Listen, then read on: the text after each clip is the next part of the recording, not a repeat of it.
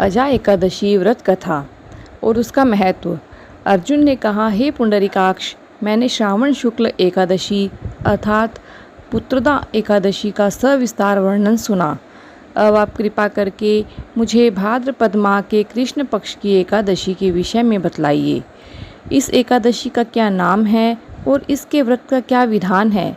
इसका व्रत करने से किस फल की प्राप्ति होती है? श्री कृष्ण ने कहा, हे कुंती पुत्र, भाद्रपद माह के कृष्ण पक्ष की एकादशी को अजा एकादशी कहते हैं। इसका व्रत करने से भी सभी पाप नष्ट हो जाते हैं। इस लोक और परलोक में मदद करने वाली इस एकादशी व्रत के समान संसार में दूसरा कोई व्रत नहीं है। अजा एकादशी व्रत कथा। अब ध्यानपूर्वक इस एकादशी का महत्व श्रवण करो। पौराणिक काल में भगवान श्री राम के वंश में अयोध्या नगरी में एक चक्रवर्ती राजा हरिश्चंद्र नाम के एक राजा हुए थे। ये राजा अपनी सत्यनिष्ठा और ईमानदारी के लिए प्रसिद्ध थे। एक बार देवताओं ने इनकी परीक्षा लेने की योजना बनाई। राजा ने स्वप्न में देखा कि ऋषि विश्वामित्र को उन्होंने अपना राजपाट दान कर दिया है। सुबह विश्वामित्र वास्तव में उनके द्वार पर आकर कहने लगे, तुमने स्वप्न में मुझे अपना राज्य दान कर दिया। राजा ने सत्यनिष्ठ व्रत का पालन करते हुए संपूर्ण राज्य विश्वामित्र को सौंप दिया। दान के लिए दक्षिणा चुकाने हेतु राजा हरिश्चंद्र को पूर्व जन्म के कर्म फल के कारण पत्नी, बेटा और खुद को बेचना पड़ा।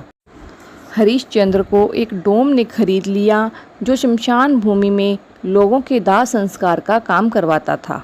स्वयं वह एक चंडाल का दास बन गया। उसने उस चंडाल के यहाँ कफन लेने का काम किया, किंतु उसने इस आपत्ति के काम में भी सत्य का साथ नहीं छोड़ा। जब इसी प्रकार उसे कई वर्ष बीत गए तो उसे अपने इस नीच कर्म पर बहुत दुख हुआ और वह इससे मुक्त होने का उपाय खोजने लगा। वह सदैव इसी चिंता में रहने लगा कि मैं क्या करूं, किस प्रकार इस नीच कर्म से मुझे मुक्ति मिलेगी। एक बार की बात है, वह इसी चिंता में बैठा था कि गौतम ऋषि उनके पास पहुँचे। हरिश्चंद्र ने उन्हें प्रणाम किया और अपनी दुख भरी कथा सुनाने लगे। राजा हरिश्चंद्र की दुख भरी कहानी सुनकर महर्षि गौतम भी अत्यंत दुखी हुए और उन्होंने राजा से कहा, हे राजन, भादो मास के कृष्ण पक्ष की एकादशी का नाम अजा है।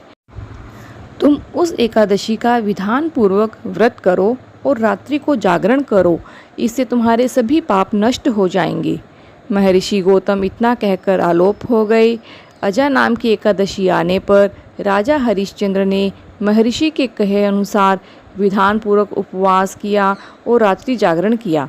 इस व्रत के प्रभाव से राजा के सभी पाप नष्ट हो गए।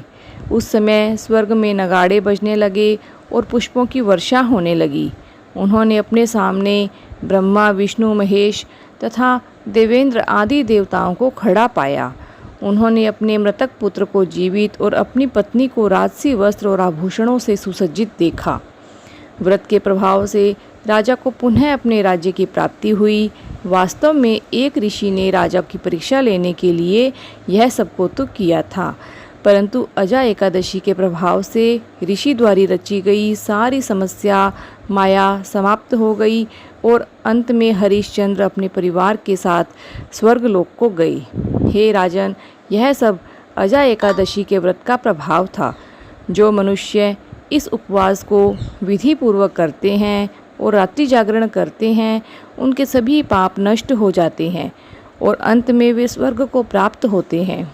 इस प्रकार एकादशी की कथा सुनने से अश्वमेघ यज्ञ के बराबर फल की प्राप्ति होती है। हरे कृष्णा।